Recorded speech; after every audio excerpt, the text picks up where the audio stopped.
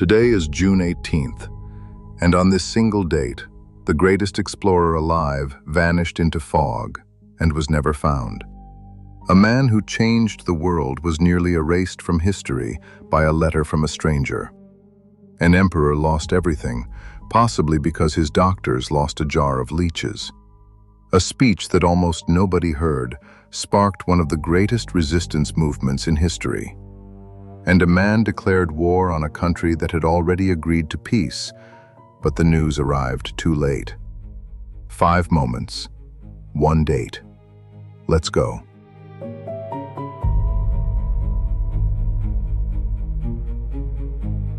He was the man who had conquered both poles of the earth, the first to reach the South Pole, the first to cross the Northwest Passage.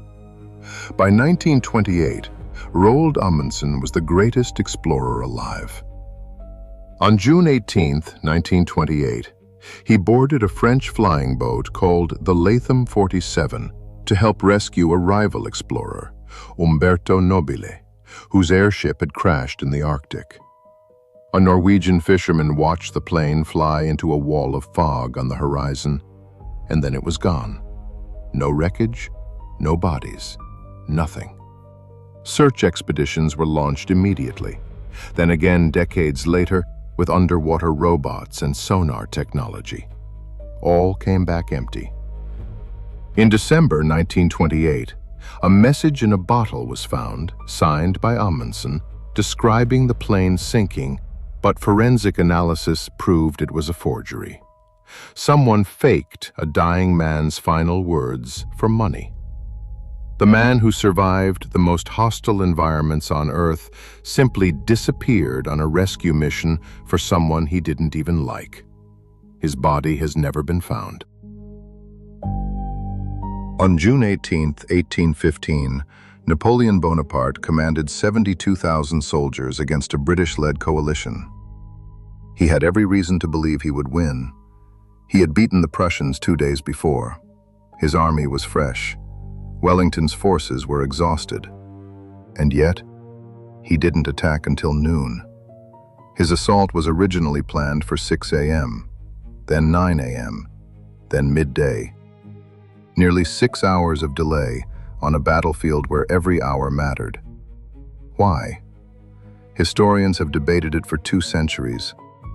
Some point to a severe acute illness that left him unable to ride his horse properly. His doctors had been using leeches to manage his pain, and on the morning of the battle, the leeches were gone. They gave him laudanum instead, a powerful opiate. Some analyses suggest he was in a medicated haze during critical hours. Others argue it was something deeper, a man who had once moved like lightning, now hesitating when hesitation was fatal. Wellington's reinforcements arrived. Napoleon's army collapsed. He abdicated 4 days later and died in exile 6 years after that. The emperor who remade Europe lost it all on a morning he couldn't get out of bed on time. Charles Darwin had been working on his theory of evolution for 20 years. 20 years of meticulous notes, specimens, and private manuscripts, all unpublished because he was terrified of what the world would say. On June 18, 1858, a letter arrived from a man named Alfred Russel Wallace, a young naturalist collecting specimens in the jungles of the Malay archipelago. Wallace had contracted malaria, and lying feverish in his tent, he had independently arrived at the exact same theory of natural selection as Darwin. Darwin's letter to his friend Charles Lyell that same afternoon was barely coherent with panic. He wrote, "I never saw a more striking coincidence. If Wallace had my manuscript written in 1842, he could not have made a better short abstract. 20 years of work, about to be scooped by a man with a fever in a jungle." What happened next is still disputed. Wallace's original letter to Darwin no longer exists. It was never found. Some historians have accused Darwin of sitting on the letter for 2 weeks, quietly revising his own theory before revealing it. Darwin denied this. His friends intervened and arranged a joint presentation. Darwin got the credit. Wallace spent his life insisting he was fine with that. Whether he really was, no one will ever know. On June 18, 1940, France had fallen. Paris was occupied. The French government had surrendered to Nazi Germany. It was over. From a BBC studio in London, a French general in exile named Charles de Gaulle stepped up to a microphone and told his countrymen, those who were listening, not to give up. The speech lasted 4 minutes. It called on French soldiers, engineers, and workers to join him in continuing the fight. It became the founding moment of the French resistance. Here is what makes it strange. Almost nobody heard it. Estimates suggest only a few hundred to a few thousand people actually listened live. The BBC didn't even record it. The recording that exists today is a later rereading.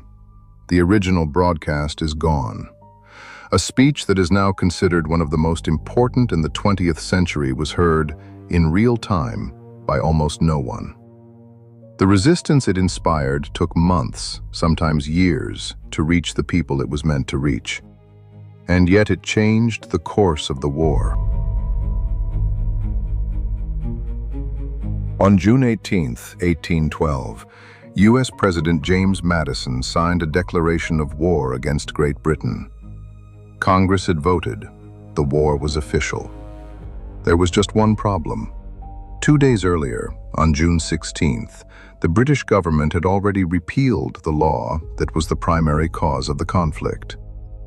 American ships had been seized, American sailors forced into British service.